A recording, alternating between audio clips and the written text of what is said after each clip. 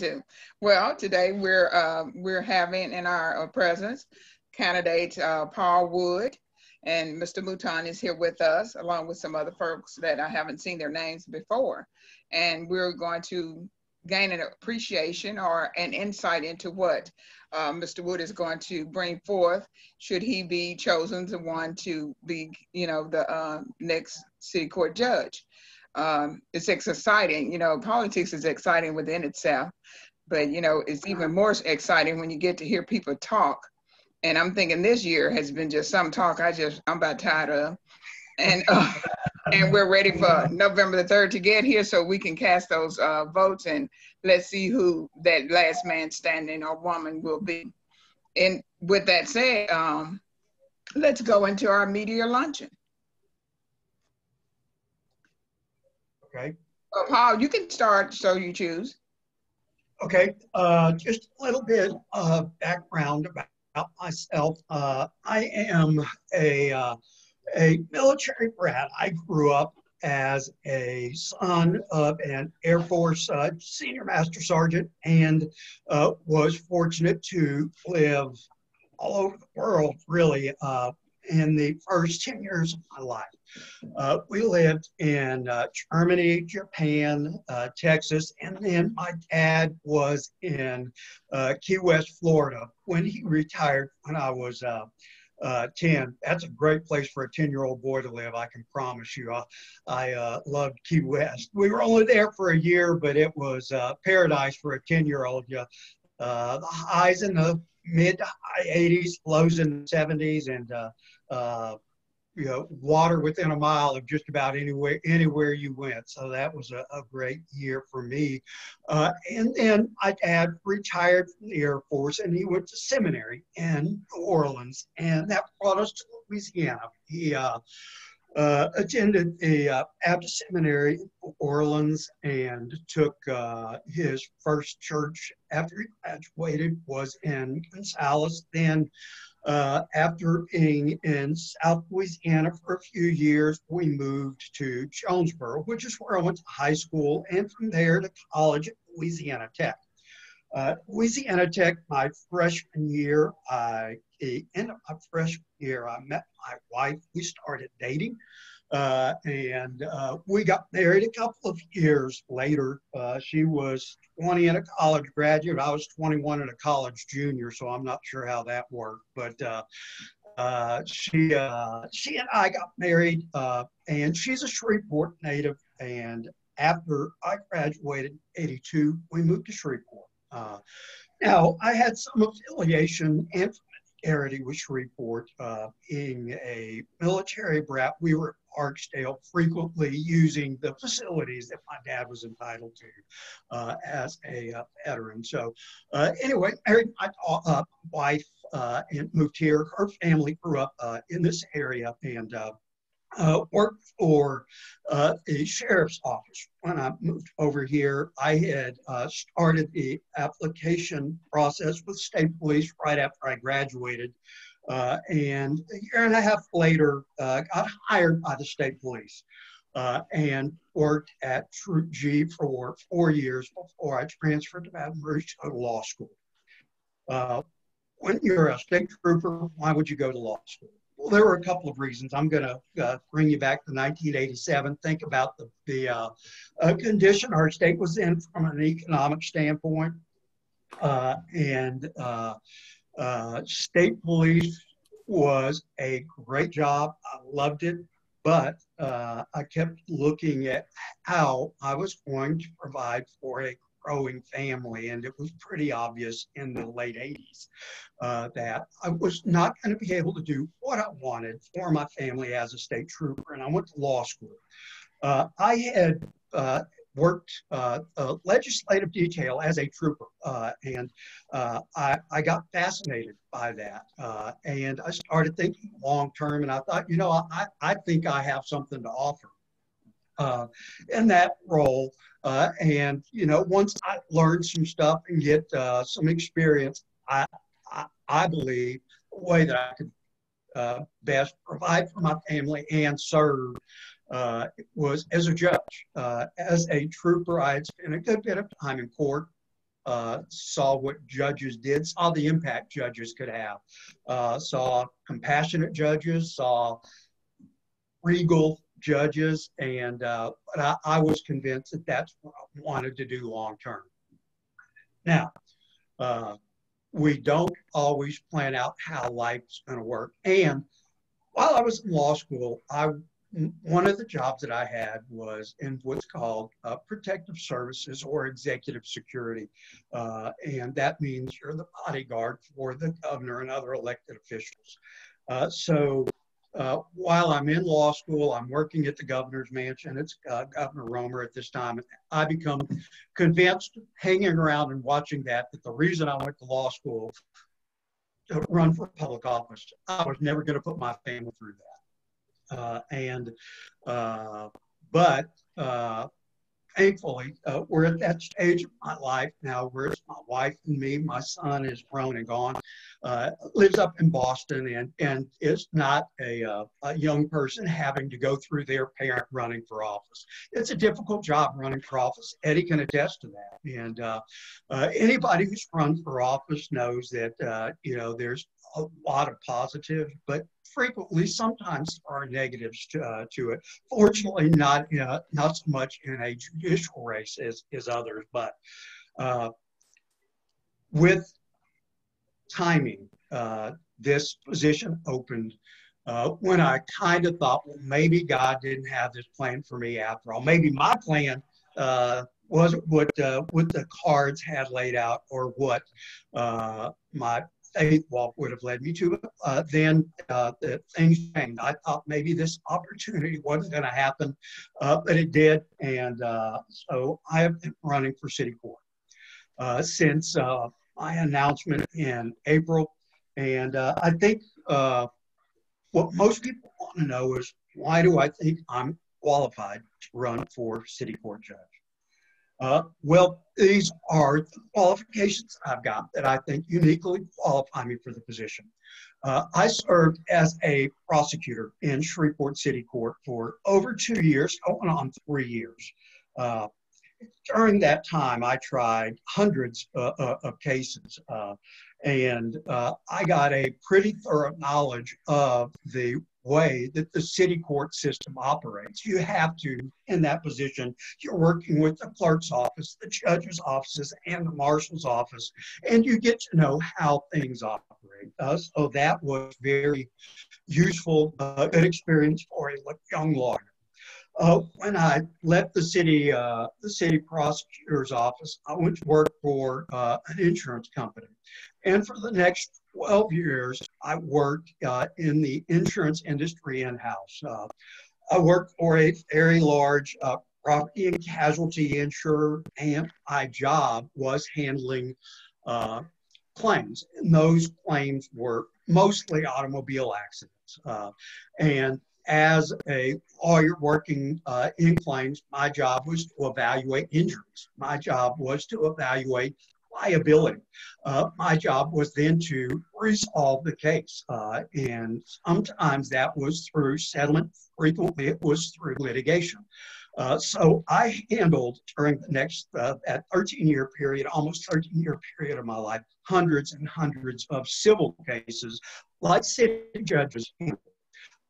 Cases involving everything from neighbor disputes over property lines to car wrecks involving everything from only property damage to fatal accidents where people suffered injuries, horrific injuries resulting in their death. So that experience of handling hundreds of cases and in that process working with, I don't know, 100+ lawyers over that period of time gave me insight into what judges do, because judges, as triers of fact and law in Shreveport City Court, they do a lot of what I was doing with those insurance companies. So that experience directly relevant experience applies to what Shreveport City Court judges do. And then in 2006, I went into private practice, and I've had my own law since that time. I'm a solo practice lawyer, and I do bulk of what I did for the next 12 to 13 years was property law, oil and gas law, successions, estates, and with some periodic criminal defense and some periodic representation of injured people. So that's the experience that I have. When you do oil and gas work and property work, it involves numerous facets of the law. And so all of that experience has kept me practicing in areas that are going to be important for a Shreveport City Court judge to know and have knowledge of. So that's what I bring to the office. I've got experience from both sides of criminal issues. I've got experience from both sides of civil issues. And I think that having done work of that nature, it helps you to understand how important it is for a judge to be fair, how important it is for a judge to be impartial. I think that that's experience no one else that's running for Shreveport City Judge can bring to the office. And so that's how I made the decision to run for judge and what I bring to the office. Very incisive. Anybody got any questions for Mr. Wood? And I don't know if I'm like you, but we're all I'm fighting a little bit of allergies and stuff like that. Every time I get out and get into it, the older I get, the more I have fun with that. So pardon me for keeping my whistle wet. That's okay. That's okay.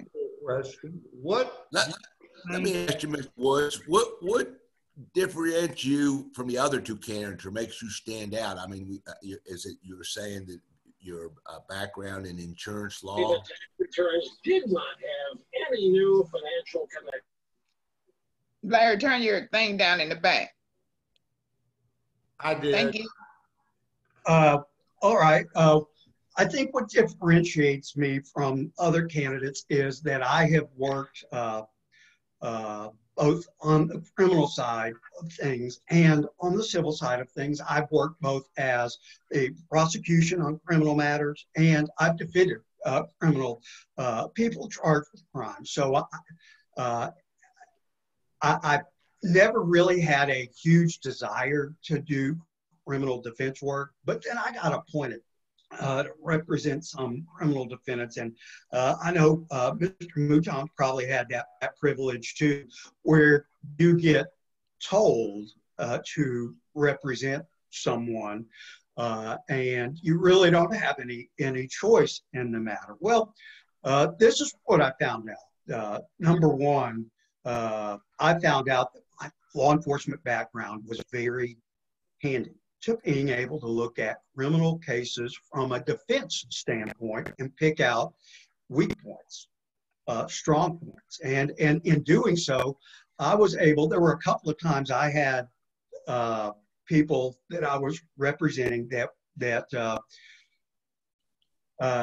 there had been sloppy police work. And I knew that because I had been a police officer, and we were able to get charges dismissed against. But aren't most of the city court cases are misdemeanor and civil, right? That's correct. City court cases are misdemeanors, but there are, just FYI, there are lawyers appointed. They are to represent unrepresented people, but they are misdemeanors. But I tried for 2+ going on 3 years. I tried misdemeanor, criminal, and traffic matters in city court, but I've also defended people in city court. I've also, again, but whether it's district court or city court, the same rules apply from a criminal standpoint. And whether it's a misdemeanor charge or a felony charge, all of the same rules and experience applies. And there's, I think that it's important to have, if you can, have experience from both sides, because it lets you evaluate weaknesses and strengths of a case. I think having done work from, let's put it this way, I probably maybe never would have chosen to do criminal defense work, but it was thrust upon me and I found out I had an affinity for it. I thereafter retained and pro bono criminal cases. I think it's important to have experience from both sides because it only helps when you're sitting on the bench making determinations. It only helps with being able to have looked at these issues from both sides to determine which way your judgment should go. What does your knowledge and experience tell you? Is this someone who is guilty of the crime or not? And that fairness and that impartiality comes from having done work on both sides. And I've represented people in city court on civil matters, district court on civil matters, personal injuries, and things of that nature. And I've also represented insurance companies in that. And again, it's the same application for those civil matters. Look at the facts, apply the law, and do what the law requires under the facts. And also the experience that I have that maybe neither other candidate has is evaluating injuries, and judges are called to do that. Now they're going to get guidance from the lawyers representing the litigants, of course, but I did that for 13 plus years, so I've got a significant amount of experience on these injury types of claims that Shreveport City judges here, making those evaluations. So that experience goes directly to what those civil matters are for city judges. I got you. Mr. Wood, this is John Guyanford here. I'm a licensed marriage and family therapist, and unfortunately, sometimes I get called into court to testify in custody proceedings, child custody, divorce proceedings, and visitation. And it seems like it's been my experience with the same family that one time I go to court on an issue in district court, and then the next time, several months later, it seems like I'm in city court on what appears to me to be the same issue. How does the district court and the city court differ in their roles in divorce cases, child custody, and visitation? Well, city court does not have any jurisdiction over divorce, child custody cases, or that's just not within the purview. All of those matters have to be heard at district court. So while you may gain experience litigating those types of cases, they actually have no applicability to what a city court judge does. However, for example, you may have a family dispute, disturbance that police get called to, that people get arrested for, and thereafter there is divorce, that kind of things that follows. You may have criminal matters in city court that flow from those types of things. So perhaps some of the experience you had as a divorce lawyer might help you in that regard. But city court does not hear any divorce, child custody, or anything related to child custody like visitation. Thank you. Now, with your working intimately in the setting where you have seen those persons or those individuals that come before the bench, have you seen that judges are prepared with the cases that they meet, or are they just getting prepared when their case comes before them? Do you see any preparation, or did you see any preparations on their part?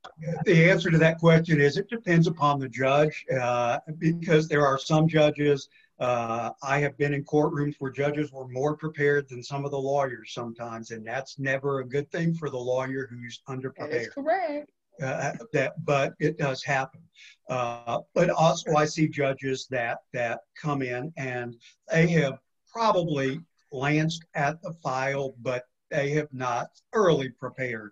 And a lot of times that's because there may not be a whole lot in the file. The trial may be the first time that they're going to be presented much of the evidence that they're hearing, or the hearing on a motion, whatever it may be the first time. So sometimes a lack of preparation is just because there's nothing to get prepared for at that point.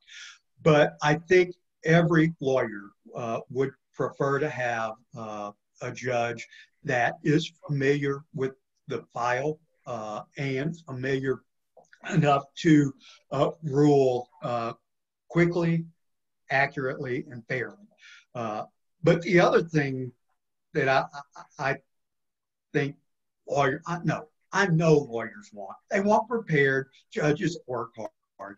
They also want judges that are respectful, not only of parties in front of them, but of the lawyers in front of them. And frequently, when you're in court, and any lawyer who spends any time in court can tell you that, unfortunately, there are some judges that don't always do that. My pledge is to always be respectful of the lawyer and the litigant.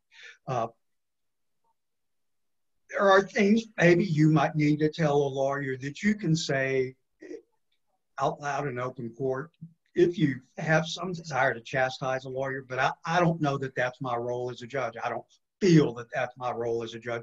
And if I have something I think that needs to be said, I'll have both lawyers approach. There's no reason for any judge to embarrass a lawyer in front of his client. And I've seen it happen, and it won't happen in my court.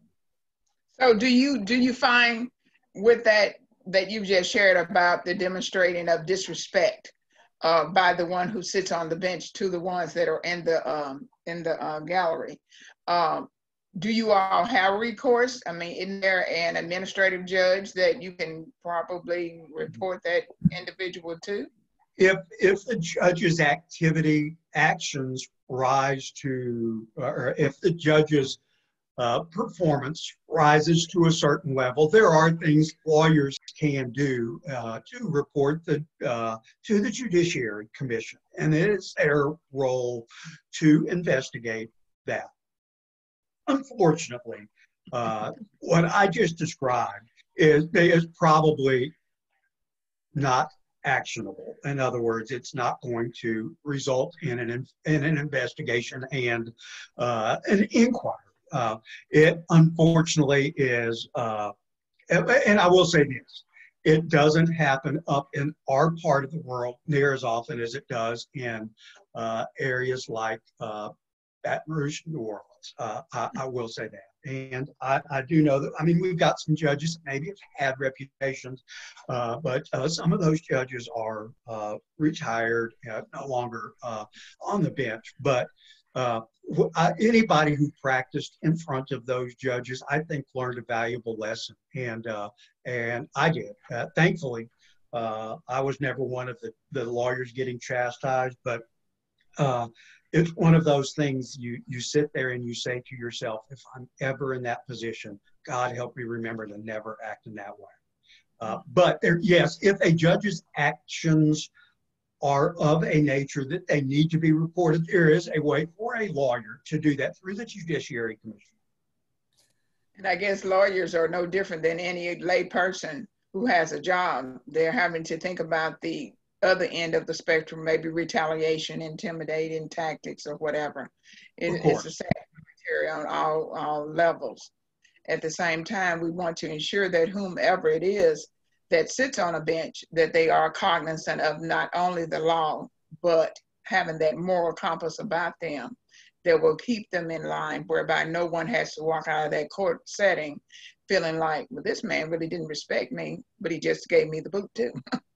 You know, but right. I thank you. I noticed that you went to school back in '87, law school, I believe you said. That's correct. You made decisions based on your family and your family needs, and I commend you for that. Sometimes we get so bogged down, we sometimes lose ourselves till we don't even make the decision as soon as you did, and I, again, commend you for that. The efforts that you've made, or you were with the Sheriff's Office for a moment, and then the Louisiana State Police, you know, and it does give you some insight, and you can see different perspectives of the law being demonstrated. Right. But here in Shreveport, I think when you go to city court, well, I've gone a couple of times, not cause of myself, but one time, and was very fortunate to be able to walk out because, you know, sometimes they really do listen.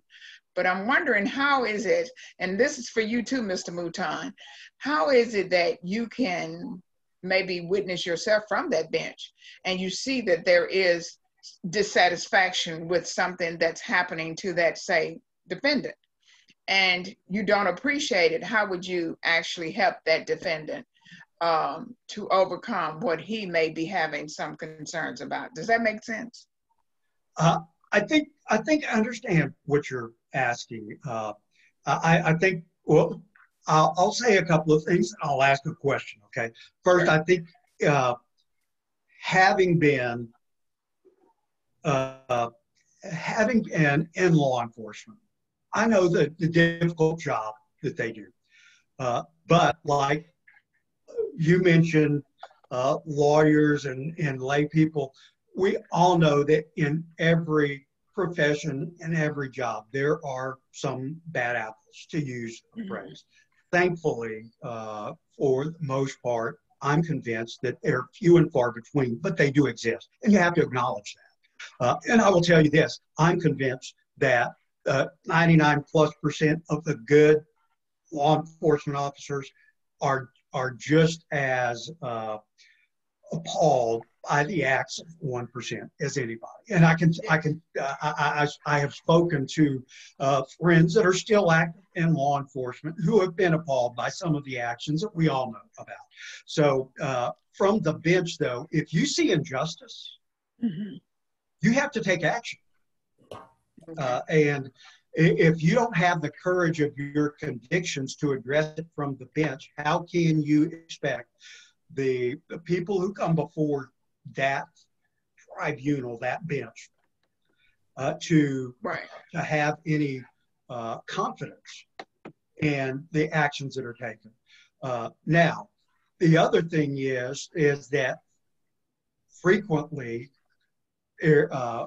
people end up in city court more out of misunderstanding or getting carried away by emotions in a very tense situation than an intent to commit a criminal act. And I think that's where a judge's compassion has to come through, because someone who has no criminal record and they're before you, and it's something that it's easy to understand happened in the heat of a moment.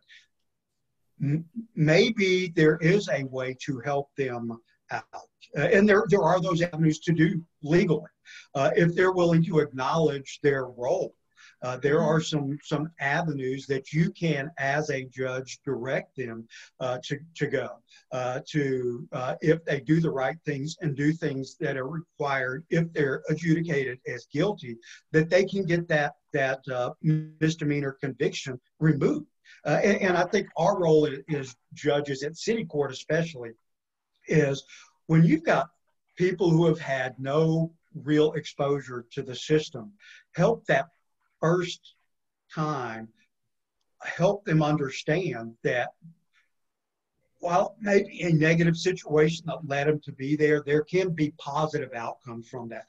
My dad used to say, and he had a lot of reasons and a lot of opportunities to say this to me, if you don't learn from the mistakes you make, they're not worth making. So sometimes it's a simple mistake, error in judgment, that leads people there. And my job, I feel like, for many of those people will be to help them to see that a mistake was made, let's learn from it and go forth and never have that situation again. And I have seen that from city judges as standing before them, trying cases as a prosecutor and as a criminal defense lawyer. I've seen that compassion, that understanding, and not necessarily to my clients. I've just seen it, and I think at that position, we can make that first exposure to the criminal justice or the civil justice system positive, even when it may have started negative. And that will be my goal. Okay. I don't know if that answers your question fully, but no, because you did share, and I do see. I just wanted to hear your response about what if a situation of such came forth to you as a city judge. How would you demonstrate your not only the law, but the seeing that individual, and then two, being familiar with that individual's history with regards to the law, and then going beyond what needs to be done and making sure that it stays within the scope of good sound judgment, and demonstrating that compass, that moral compass that we all hope if we're ever in a situation that we will be met with. I do appreciate that. Yes. I have a question. Mr. Mouton? Yes. I think I had asked you when Mr. Woods took on to share his perspective, that when you were listening, how is it that you would address such an issue? Well, I certainly agree with all that Mr. Woods said about the professionalism in court, that there are sometimes judges that are far more professional than others. And, and I would also agree with him that many have retired in this area that had such reputations. And that bringing professionalism to the bar is absolutely necessary for any city court or district court judge. I also agree that city court can be a place when somebody steps out of line, maybe one time in their life in a non-serious situation, that there ought to be some path for redemption and some way that that person can learn wholeheartedly from that experience, but then be restored to having a good reputation and a good criminal. And I think that's incumbent on the judge to recognize those particular instances. And I do not disagree with the positions that Mr. Wood has taken and said here, but this really isn't, without Ms. Merkel here, I don't feel it's really fair to debate other people's ideas, but I do agree certainly with some of the matters he's brought forward about professionalism in the court. Well, it was not my intent to bring a debate, but when I asked the question, and since you were sitting here, I just wanted to get your perspective on that particular issue. Never intended to debate though. Well, and if it came off like that, forgive me. I would concur with Mr. Wood's views on these issues, actually. Okay, thank you. Does anyone else have any? Yeah. Can you hear me? Mary, yes. There has been a suggestion that the city court in general, right now with the sitting judges, tends to be more plaintiff or defense oriented. What is your feeling about the status of the court in general? Is it more favorable toward one side or the other? I think every lawyer would tell you that each judge has a proclivity, and I don't mean this in a bad way, but they have a proclivity frequently to lean one way than the other, as far as, and I'm talking about from a civil standpoint at this point. A lot of times that's based on what their experience is. If you have a judge that has never, that has only represented injured people against insurance companies and their insureds, you can understand that that is the way that they're going to lean. On the other hand, if you've got someone who's done only defense work, they tend to be much more conservative.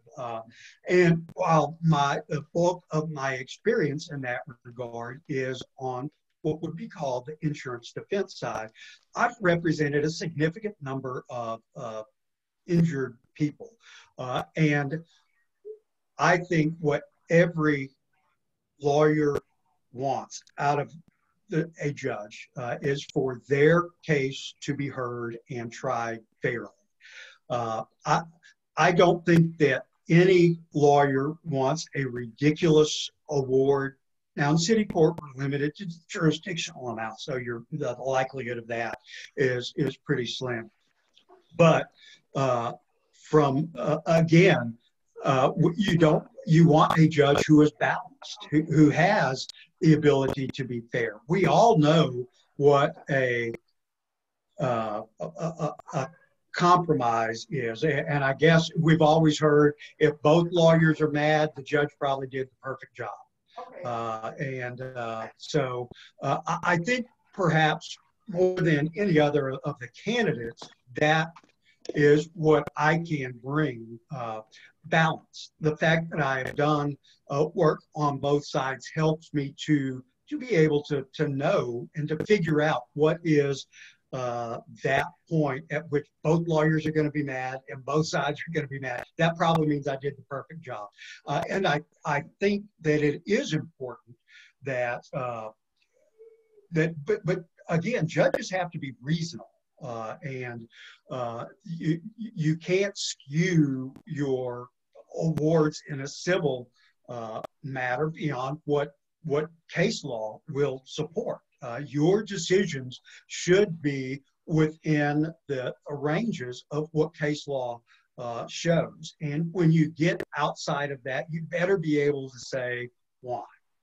The other part of that is, and I think that this is a conglomeration of all of my experience, judges in city court, particularly if they're trying civil cases where fault is at issue and the determination of percentages of fault. In traffic accidents, as a law enforcement officer, I had, for the city of Ruston, for the Caddo Sheriff's Office and the state police, my job was to investigate this accident and determine which driver, or whether both drivers, or some responsibility for the cause of the accident, and if so, to take action to write a ticket for that. As a prosecutor, I prosecuted those tickets that got written to people that were involved in accidents. As a representative for insurance companies, I looked at these paper accident reports, and I had to figure out from there who was at fault or what amount or percentage of fault each party had in an accident. Judges are called to do that. My experience in all three of those phases is from a plaintiff side, a defense side, and a law enforcement side, I think gives me a particular amount of experience in making those sorts of determinations that will best serve the citizens of Shreveport, that their judge is making those based on fairness from what the law says, fairness from what the facts indicate in each particular case. Thank you. It's nice to see when there's experience across the spectrum. I spent more than 15 years doing nothing but working with evidence for law enforcement. So when I agreed to start working with criminal defense attorneys and with insurance companies, they thought it was to their advantage, because if I saw their side of the evidence, it meant that I was willing to testify for the other side for the first time. Bandwidth is low. Yeah,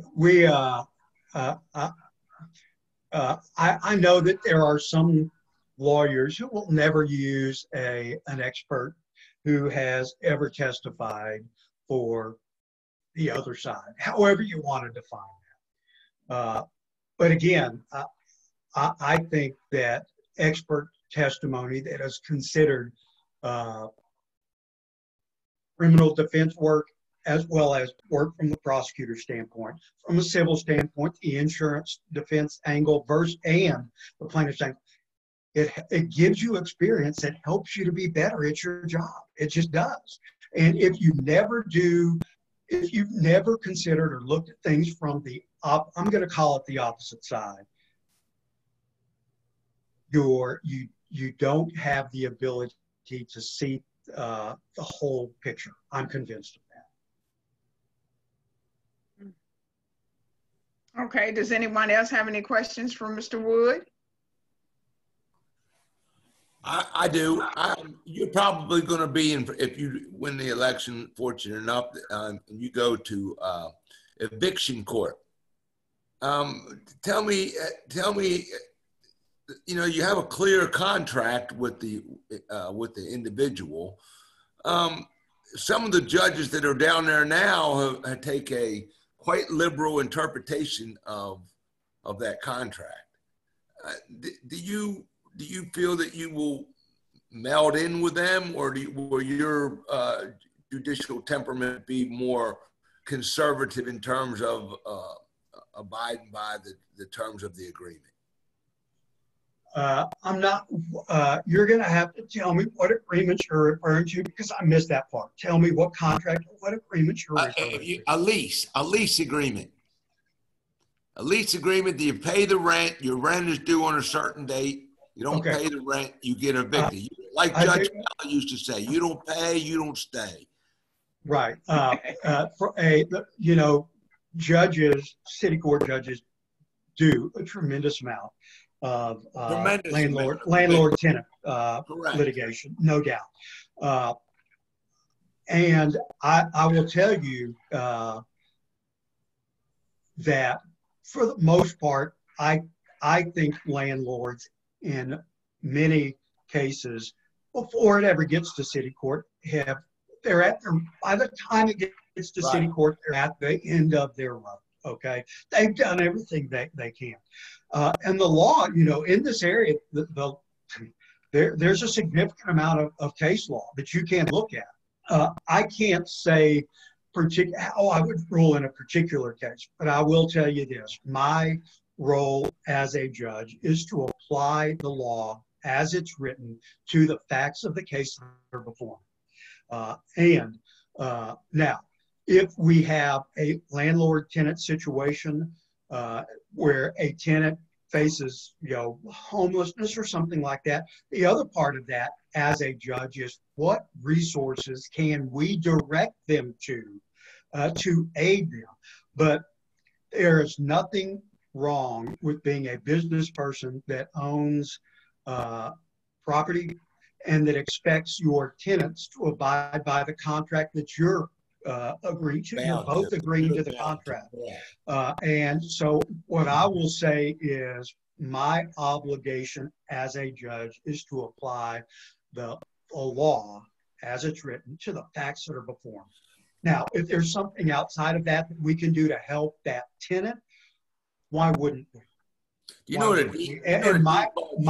think my job is, the other part of my job is to be familiar with some resources that you can direct people to that maybe are untraditional resources in that regard.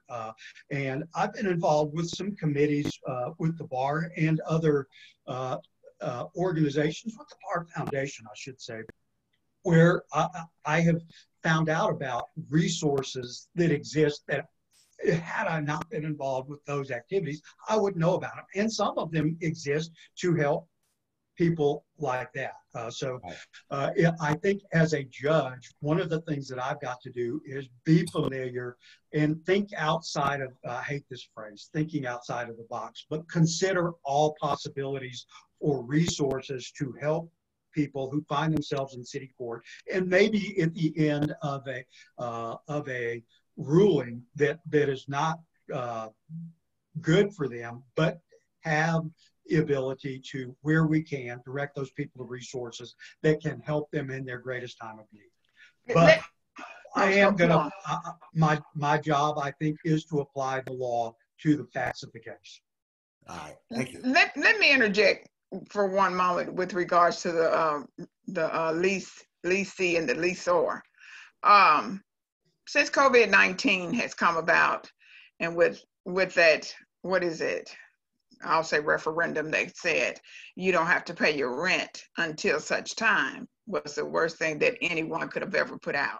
I'm sorry, especially if you were getting any resources that could afford you to pay your rent. Now that it's being challenged yet again, has not been put in place, the leniency or not paying your rent again. With Bob's situation, just say Bob because Bob asked the question. Right. If it is that I have a renter and that renter has not adhered to that agreement we made, that tenant agreement, then when I come into court, I'm not looking, and this is going to sound horrible, but it's not meant to be. I'm not looking for you to give me an option. I'm looking for you to administer the law. If it is that I'm guilty, then I need to be evicted, because surely I will have been given sufficient time to do some of that research myself, prayerfully. And even if I didn't know, then someone else could say whatever. But when I come into that courtroom and I have met all those standards that says that I can be here, then I'm not so eager to hear the other stuff, other than the fact that he did not pay. He's had sufficient time to take care of this. He needs to go. Man, is that hard? It is hard. But the part, and that is when I said, I'm going to apply the law as it's written to the facts at hand sometimes. But the compassion comes in where maybe there are resources that they haven't reached out to or that they don't know about. And so there's nothing wrong if you're following the law and making a decision in a case. There's going to be a winner, there's going to be a loser, especially in those types of situations. If a landlord has done everything that they're supposed to, and by and large, I think they do their best to go down the checklist, then yeah, your judgment may actually be, but there's nothing wrong with trying to direct those people to resources that, you know, your ruling is what it is and the effect is going to be what it is, but there's nothing wrong with trying to help them out after that. And I appreciate that. And I really do, because I never want to be in a situation where I'm having to do something because I did not acquiesce to what I had gone into an agreement to do. At the end of the day, if it is that I have found myself in front of the court or in front of the bench and I have no real reason why I didn't, I mean, I'm looking at it, every unemployed person that was legally unemployed got an extra $600 a week during the COVID crisis. That's $2,400 off the bat. For folk here in our state would have never saw such as an unemployment benefit. So I shouldn't want you to not exercise what we went into because I refuse to be a good steward of my own judgment. Does that make sense? It does. And unfortunately, there are times when, and I was about to say, we all have to be stewards of our own resources. And if we fail to do that, and legal consequences come from that, that is the result. But again, sometimes there are issues going on outside of that. And my ruling may be, you are evicted, you have to apply PMR to be out of the house, but that doesn't mean that we can't then give them a paper and says, here are some resources that can help you tomorrow. Right. You still got to get out of the house, but when, you know, so that's what I mean by that. I'm going to apply the law, and you know, we all know there are consequences to our actions. And, yes, it is. And you know, what I have found, and I think all of us would agree, frequently when people are not held accountable, that's when they refuse to take responsibility for their actions. And while I try to be compassionate, I also believe that you have to take responsibility for your actions. And if your actions lead to consequences that are not good for you, fine. But we're not going to be so, and the other part of that is there may not be any resources available for that person, but I don't see anything wrong with trying to help if there are, is I guess the point of that. So, but yes, I agree with you. If you've not been a good steward and legal consequences follow as a result of that, that is my obligation as a judge to do that. And hopefully, it may be a painful experience, but sometimes the lessons we learn most painfully, we never have to learn. Amen. Forgot this isn't church, is it? But I appreciate Bob bringing that to the floor, So that, I mean, because I've heard him ask the question, not just in these settings, but in settings. And I often wondered exactly, because I've never had to go and sit, well, never even tried to go and sit, because you can't go and sit anymore in the courts and observe because of COVID-19 and everything. I'll be so glad when she leaves, I don't know what to do.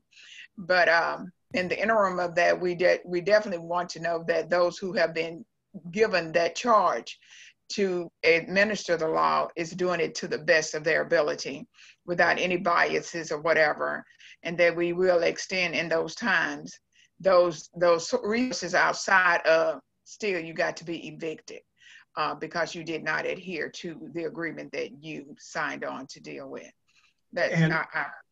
I will tell you that in walking neighborhoods, I've had probably half a dozen people that tell me they either own rental property or they work for a company that owns rental property. I know that that is an issue because that's something each of those people asked. And my pledge to them is what I told you. I'm going to apply the law as written. But I also told them that if there are resources to help that person after we've taken action that results in their eviction, why wouldn't we want to share that? Why wouldn't we want to apply the law, be the judge? Why wouldn't we want to be human beyond that and give help if we can? We won't be able to in every circumstance, and I acknowledge that. But I understand Bob's question, and just while I have never done any landlord-tenant representation at city court, it must be an issue if I got asked that by half a dozen people as I was knocking on doors.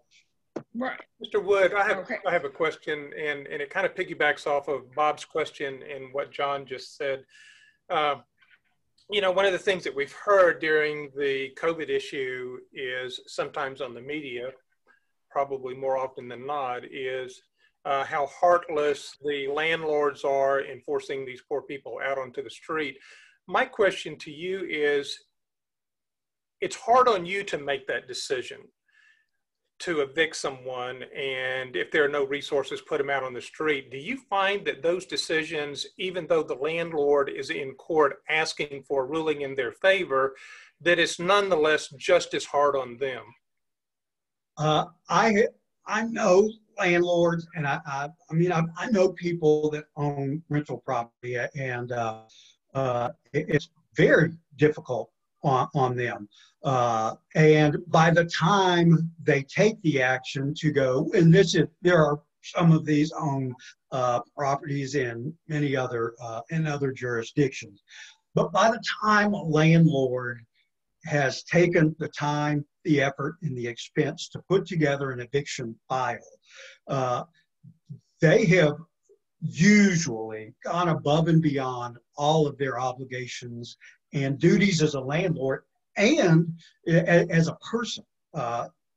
You know, so yes, it's hard on, there's no doubt it's hard on the person who's being evicted. Nobody's going to argue that. And regardless of reason for the failure to pay rent, inability or just unwillingness to pay the rent. But I can tell you that the people that I know are not the Scrooges that we see in the Christmas Carol. It affects them to have to do this.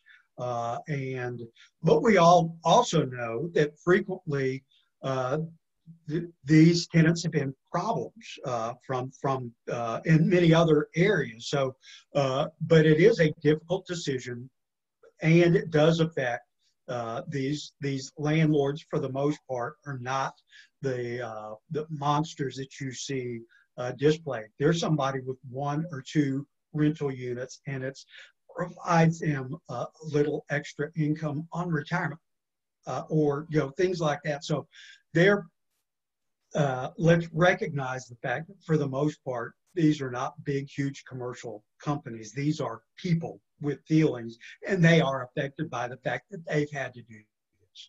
So I take that into consideration. The other thing is we sometimes forget that landlords, lessors, they are financing their rental properties, and they're not being paid the rent for them to pay the note. They've got obligations that they're having to meet also. So, it's a difficult circumstance all around, but each party should know, should feel comfortable that the law is going to be applied to the facts of their case. They should be comfortable knowing that. What do people want? Judges that are fair, judges that are impartial. And you know, we all want to be human, but the job of the judge is to make those difficult decisions. And it doesn't mean you're not human. Exactly. Exactly. We all make decisions every day that we ponder and wonder what the long-term effect is of that decision. If you're a human with a heart, you really can't help it. So I guess the question that then comes from that is, how do I handle it? Fortunately, and most would agree, I don't have to handle those pressures by myself because I have a faith background that I can rely upon to help me with. I've never been a judge, never rendered a decision, but I know the humans that have. I've worked hand in hand with them, and I know that they frequently have had to, pray for their own health in handling those decisions. And fortunately, and I know Eddie works in the recovery situation, and they rely on higher power, and it's always a good thing when you've got good people that you can vent to. That helps the judge's mental and emotional health, and a faith background that allows you to not have to bear the burdens by yourself. And fortunately for me, I'm in that situation. Well, that's good. Anybody else have any questions? Well, let me ask you this. Let me ask you one quick question. Currently, our president is trying to put a new Supreme Court justice on the bench. Now, you're following this. You're a lawyer. Should he do this before the election? Should it get completed before the election? And your thoughts? And I've heard what everybody else has heard. And I'm going to walk a fine line here because judicial candidates and judges cannot endorse or oppose candidates or candidates' positions. I'm going to give you a little bit of history and tell you my thoughts based on that. Over the life of our country, this situation has occurred, I believe, about close to 30 times, 28 to 30 times is what I've heard and what I've read in sources that I believe to be accurate. And in 19 of, and I may have the fact wrong because I don't have it written down, but the situation is of those 30 incidents where during an election cycle a Supreme Court vacancy occurred, there were 19 times when the president and the Senate were controlled by the same party. Of those situations, the president nominated and the Senate confirmed 17 times the candidate. There have been, I believe, 10 or 11 times where the president and the Senate were controlled by different parties, and but in all of those cases, the president made a recommendation, and of the time, I believe it's, and don't hold me to this because I've slept since I looked at that over the weekend. If I'm not mistaken, I think it was 7 of the 10 times the candidate was still opposed. So overall, I think of the 30 circumstances where it's occurred, 24 or 5 of the candidates have been approved. So I don't take a position as to whether or not it should happen. I can tell you that if you look historically, the last time the situation occurred, the Senate was controlled by the Republicans. It was a Democrat president, and that candidate was not voted on before the election cycle. But I don't take a position on whether it's right or wrong. I look at it from a historical standpoint, and from my reading, it appears that every time a vacancy occurred during an election cycle, the president still made a nomination. I agree. I agree, but you know, you're a lawyer. I mean, it's all legal. I mean, he can do this, and the Senate can do this, and we can do this. There's a lot of people saying that's unconstitutional, but I think what his position is, though, Larry, is this: that he's a candidate right now, so right. he has to be careful about. Yeah, and I will. How he marking it. I will say this: I have heard those arguments that it's unconstitutional. I have seen stances on that from Republicans and Democrats, and from a constitutional standpoint, I don't think there's an argument that it's legal to do. Thank you. The question has been whether it's right to do, and I'm not making I'm not taking a position on right or wrong. I'm taking a position that it's constitutional to do so. So it is constitutional. It's all legal because you know there's a lot of Democrats out there saying that's illegal. He's doing this illegally, and you follow the law. You just mentioned you follow the law, and I have to agree with you. It's all legal. One thing Trump does, he doesn't break the law. From my reading, my inclination, and I'm not a constitutional lawyer by specialty, okay, but I've looked at Democrat constitutional lawyers and Republican constitutional lawyers, and they both take the position it's legal and constitutional to do what's happening, whether it's the right thing to do or not. Of course, they have a divergent opinion there, and but from what I've read, it is constitutional. Well, there may be a problem politically, certainly.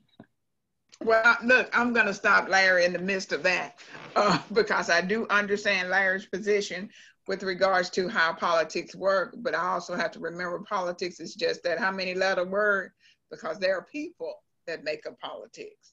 And because I have never seen such, I imagine my mom and them probably said the same thing all them years ago when they had their deals to deal with. I've never seen our nation in such a downward spiral as far as I'm concerned with regards to how everybody is turning on each other. You know, it reminds me of the Trojan horse. You know, is when they open up the thing, it ain't gonna be nobody from outside our country tearing it down. It's the people that's inside the country that's tearing it down. We either want what's right for America, which we've always said we did, no matter the circumstances or situations that have transpired, or we don't. And when you have elections that are to stick to and stand by the policies that's going to govern us, that's what I, an American citizen, is looking for. Is it a good policy for me, an American citizen, and us, the American people? All the rest of this rhetoric that we keep watching is ridiculous. But then it just shows the rest of the world how unstable we really are. Now, with that said, I want to thank Mr. Wood for coming today to be a part of this this media luncheon. And it's good to see Mr. Mouton sitting in too. And I thank all of us for coming forth and sharing some of those things and issues that we're wanting to see addressed if we ever should find ourselves in the need of that city court judge and those persons that are going to be in there to demonstrate their ability and their knowledge of the law and exercising it accordingly. Does anyone have anything else they need to ask, or would you like to share some closing comments? I'd like to thank everyone for participating. Mr. Wood, thank you, Mr. Mouton, thank you so much. And next week we have a third and final candidate. Okay. Well, you all have let me participate. We'll have to leave. Okay. Y'all have a good evening, and God bless you all.